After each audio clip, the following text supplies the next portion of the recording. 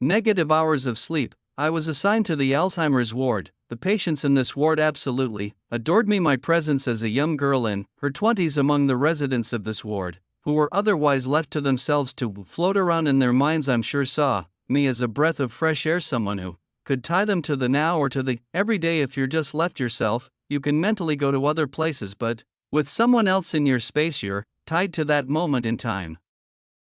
Negative hours of sleep. I was assigned to the Alzheimer's ward. The patients in this ward absolutely adored me. My presence as a young girl in her 20s among the residents of this ward, who were otherwise left to themselves to float around in their minds, I'm sure saw me as a breath of fresh air, someone who could tie them to the now or to the everyday. If you're just left yourself, you can mentally go to other places, but with someone else in your space, you're tied to that moment in time.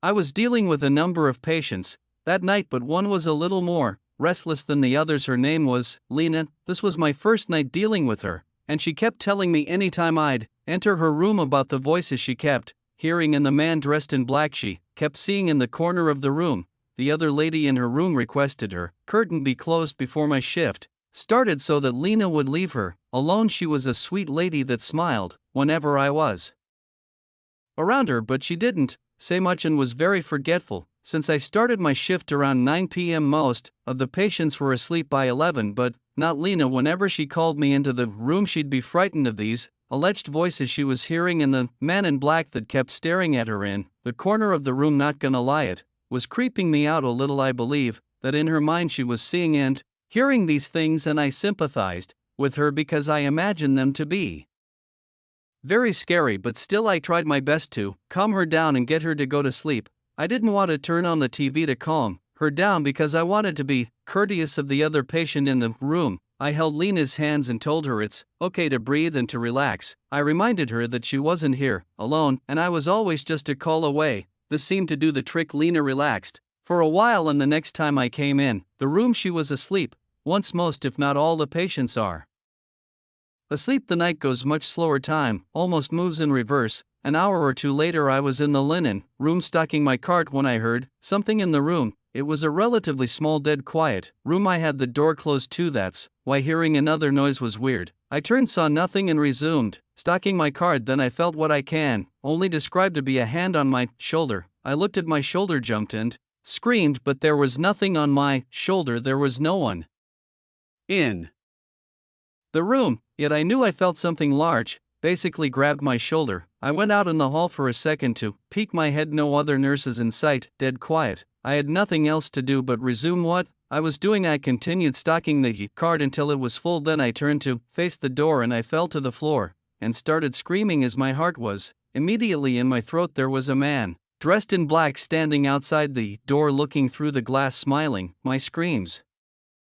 were loud enough to wake the entire ward. The man disappeared out of sight through the glass window of the door. Seconds later, the door opened and one of my fellow nurses came in to help me off the floor as I was hysterical. I asked her if she saw the man dressed in black. Her response was, "What man? There's no one else here. We checked all the rooms in the ward. There wasn't anybody dressed in black in there." My screams woke Lena from whatever light sleep she must have been in, and when I came into her room, she started talking of the voices, this time the screams, which she didn't know were my screams. I asked her what this man in black looked like, if he was smiling, and she looked at me, and I noticed her eyebrows point down as her expression changed to look the most focused I'd seen her the entire day. She asked, "How did you know?" And even with my heart still racing, I felt it skip a beat as she said this. She started screaming, now screaming, "Get me out of here, he's coming." Other nurses came in and tried to calm her down. I was switched to a different ward that night with someone else, and I eventually ended up going home early because I was just so freaked out. I texted the head nurse the next day that my next shift would be my last, that the experience traumatized me, and that I didn't really want to be in that building anymore. I got as friendly of a response as I could have hoped for. I've never been diagnosed with anything, nor have I ever dealt with hallucinations of any kind. I'm aware of the effects of lack of sleep, but this was next level. I don't know if my mind started playing tricks on me from what Lena was telling me all night, but the feeling of the hand on my shoulder, the image of the smiling man behind the glass door matching the description a patient kept giving multiple times, this was one of those once-in-a-lifetime Unexplainable supernatural occurrences, at least I hope it was once in a lifetime, before the next story. I want to thank Guardio for sponsoring this video. Stories like the ones you hear on this channel are the reason why you need to be vigilant of your surroundings, but many people spend a majority of their time on the internet, so it's also important to be vigilant regarding your safety. Browsing the web. Guardio is an easy-to-use browser extension that, simply put, keeps you safe from scams and identity theft so that you can do what you do online without worrying. By using Guardio, you'll protect your online browsing and information, avoid installing malware and falling victim to scams, and you'll get real-time alerts on any device when your information could be at risk. Everybody's encountered dangerous and annoying pop-ups while browsing the web. Guardio will immediately block any sites and providers that send you malvertising pop-ups so you can browse in peace. Being a YouTuber means hours of work online, so I wasn't too surprised when Guardio showed me all the existing threats on my system. Right now, Guardio is offering a special deal for my viewers, 20 off the monthly subscription if you use my link. So if you want a clean and secure browsing experience, go to guard.io. Mr. Nightmare link in the description, and check out their affordable premium plan for full protection. Music. 3 years ago I contracted bacterial meningitis. I live in South Florida. I don't believe there was an outbreak going on or anything, so I'm not sure how I caught it or who I could have caught it from. I started developing really bad symptoms, painful headaches, confusion, sleepiness, nausea, and lack of appetite. But when the hallucinations started, that's when I knew I had something really serious. Laying sick in bed while my husband was at work, I heard a child's voice call Mom from downstairs. We don't have any kids. I dragged myself out of bed to look down the stairway to call my husband's name. Of course he didn't answer because he was at work. The headache I had from standing was too much, so I went back to bed. For a second time I heard a voice call from downstairs. It said hello. I picked up the phone and called my husband, freaking out to him into the phone that I was hearing a scary child's voice from inside the house and that I thought I was hallucinating. He heard how distressed I was over the phone, and so he left work early to bring me to the hospital. While waiting for him to get home, I changed out of my pajamas, and while doing so I had to run to the bathroom to throw up. As I was mid-throwing up, I heard another voice from outside of the bathroom. I couldn't hear what it might have said, nor could I tell if it sounded the same as the other voice I heard. I was losing my mind. I wasn't diagnosed until I arrived at the hospital, and apparently if untreated, what I had could be very serious, even fatal. The doctor told me the hallucinations part was rather unusual, but not unheard of. I was given antibiotics through a needle. Shortly after I arrived at the hospital with my husband, the doctor told me that I was fortunate to have come to the hospital so quickly, as if I had waited much longer this could have had lasting effects or possibly have been fatal. My husband stayed with me for a few hours in the room. I was told I was gonna have to stay there for a few days to a week given the severity of my symptoms. Around 10 o'clock my husband left to go home as he had work the next day. The nurse told me call her if I should have any issues. Though I still felt like absolute death, I nodded off pretty quickly. I started having this dream where my ex-husband was in the room over my bed, looking down at me, talking. He was saying horrible things about my current husband. He patted my head and said he was glad I was okay and that he came as soon as he saw my husband left. He went into this rant about how he despises my current husband and wants to kill him. He kept rubbing my forehead, then laugh. The room. I often have bad dreams about my ex-husband because of how toxic and abusive our marriage was and why it ended, which I'd rather not include. I woke up in this drowsy, lightheaded state and looked around the room. There was a chair pulled up in front of my hospital bed, but no one was sitting in. It wasn't like that when my husband left. It was still the middle of the night, so I went back to sleep. I woke up the next morning to the nurse in the room. I told her about the weirdly vivid dream I had, and she left and told me that wasn't a dream, that my cousin came to visit me last night. I told her I don't have any cousins that live in the state. She looked more serious now and said, well, someone who said they're your cousin David visited you late last night. David was the name of my ex-husband. After explaining better, the nurse got a doctor, and the doctor told me the antibiotics may have caused delirium, which hindered my ability to recognize sleep from wakefulness.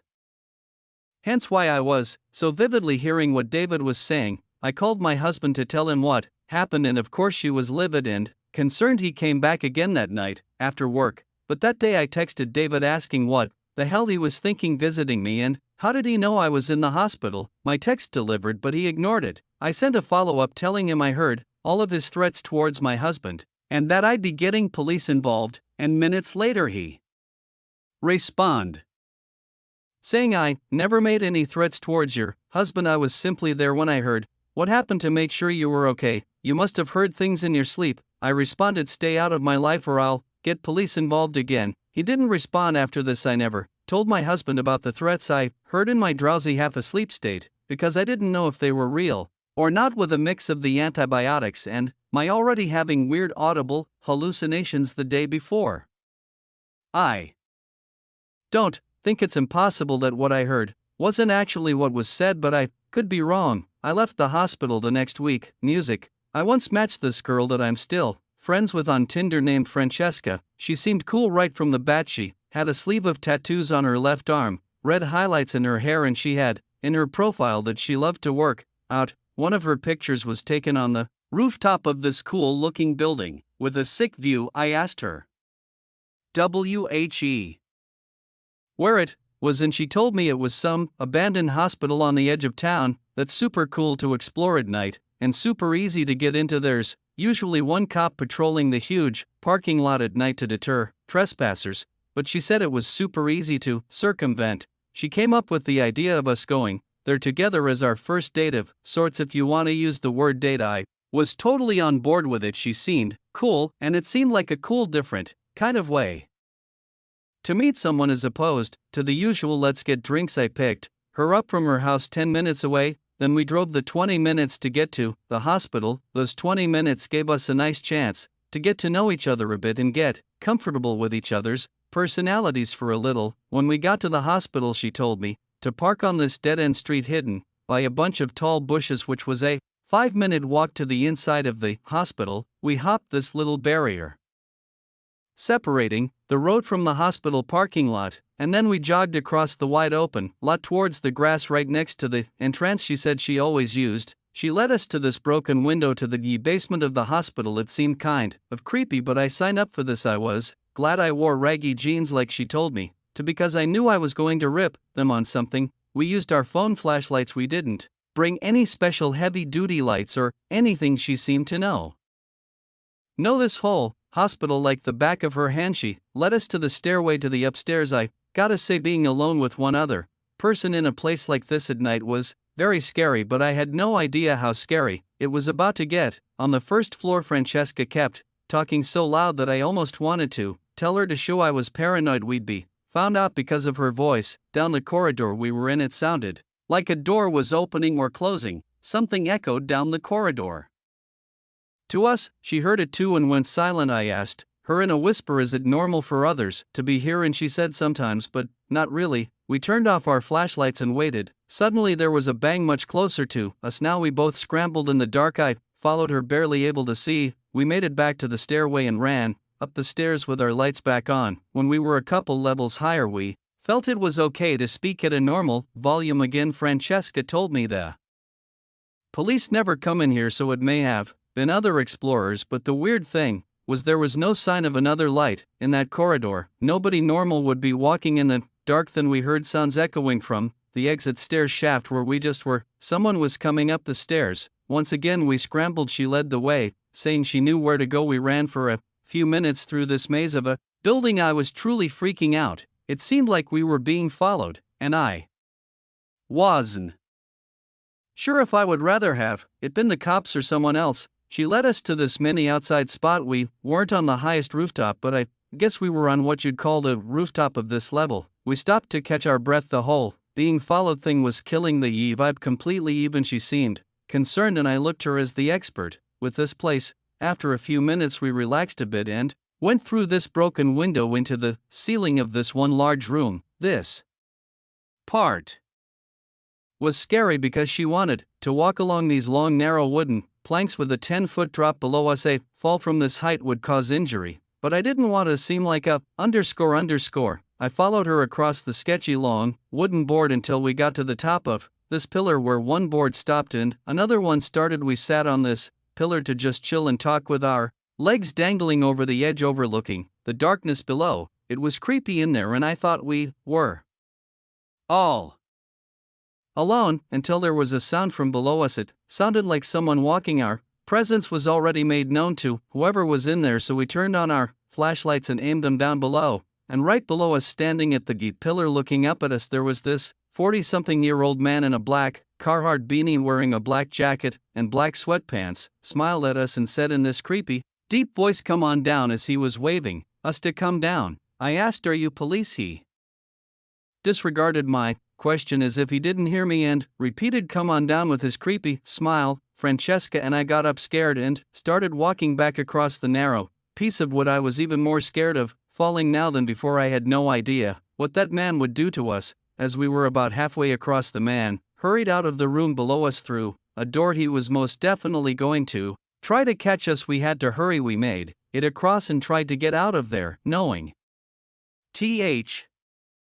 that man was dangerous. As we were running down the stairs in the shaft on the opposite side of the hospital, we heard the door a few flights above us open and slam shut, and then footsteps stomping down the steps. He somehow had followed us. We were hauling ass as if we were running for our lives. We made it back to the first floor and we ran back to the opposite side of the hospital where we entered from. We went back to the basement and climbed through the broken window. The whole process